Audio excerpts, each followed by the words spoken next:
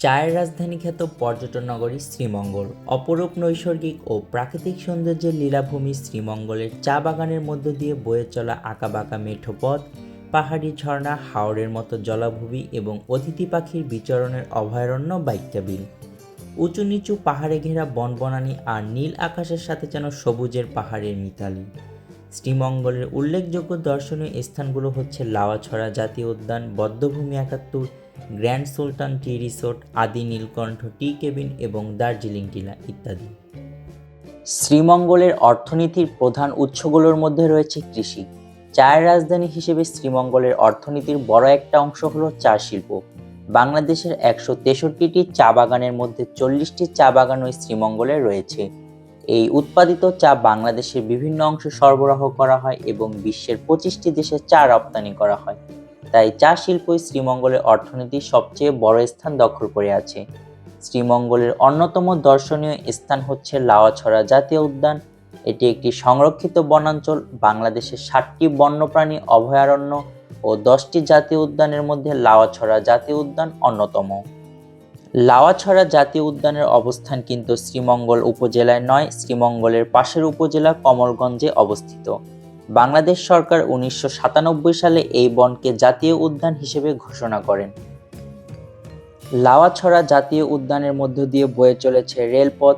রেলপথ কিন্তু বনের সৌন্দর্যকে আরো অনেকটাই বাড়িয়ে দিয়েছে। ট্রেন আসা যাওয়ার এই দৃশ্যগুলো কিন্তু দেখতে সত্যি অসাধারণ এবং মনোমুগ্ধকর। লাওয়াছড়া জাতীয় উদ্যানের প্রবেশপথে কিন্তু অসংখ্য দোকান দেখতে পারবেন। স্থানীয়রা এখানে এগুলো বিক্রি করে থাকে।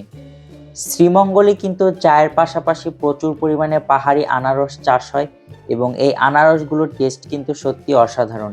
একটি আনারসের মূল্য পড়ে প্রায় ৫০ থেকে ৬০ টাকা। তাদেরকে বললে তারাই কেটে সার্ভ করে। তো আমরা এই আনারসটি নিই ৬০ টাকা দিয়ে এবং এর টেস্ট কিন্তু ছিল সত্যি অসাধারণ। আদি নীলকণ্ঠ টি কেবিন, যা শ্রীমঙ্গল শহর থেকে একটু ভিতরে, ৩০ টাকা অটো ভাড়া করে চলে আসতে পারেন আদি নীলকণ্ঠ টি কেবিনে। এখান থেকেই আবিষ্কৃত হয়েছে ৭ রঙের চা। এই চায়ের কথা আমরা অনেকেই সকলে বইয়ে পড়েছি বা কম বেশি জানি। রমেশ রাম গৌর হচ্ছেন এই ৭ রঙের চায়ের উদ্ভাবক। এখানে একটি লিস্ট দেওয়া আছে কোন চায়ের কোন দাম, আপনারা এটা দেখে নিতে পারেন।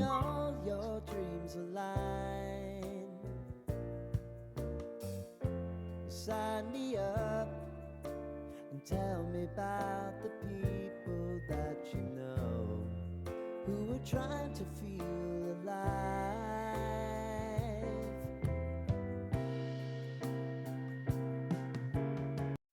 আদি নীলকণ্ঠ টি কেবিন থেকে এই মিল্ক পাউডার চা নিই, যার দাম পড়েছে ৩০ টাকা। আর চায়ের টেস্ট কিন্তু ছিল অসাধারণ। চায়ের যে একটি ফ্লেভার সেটি কিন্তু এই চায়ের মধ্যে বিদ্যমান রয়েছে। যারা প্রকৃতি ভালোবাসেন এবং প্রকৃতির সাথে মিশে যেতে চান তারা অন্তত একবার হলেও শ্রীমঙ্গল আসবেন, ঘুরে দেখবেন সম্পূর্ণ শ্রীমঙ্গল এবং নৈসর্গিক প্রাকৃতিক সৌন্দর্য উপভোগ করবেন। যদি আপনার মন খারাপ থাকে আর আপনি যদি শ্রীমঙ্গল আসেন তাহলে শ্রীমঙ্গলই যথেষ্ট আপনার মনকে ভালো করে দেওয়ার জন্য। আজকের ভিডিও এই পর্যন্তই। ছোট্ট একটি ভিডিওর মাধ্যমে তুলে ধরতে চেষ্টা করেছি শ্রীমঙ্গলের সৌন্দর্য এবং ইতিহাস। যদি ব্লগটা পছন্দ হয় then please like, share and subscribe.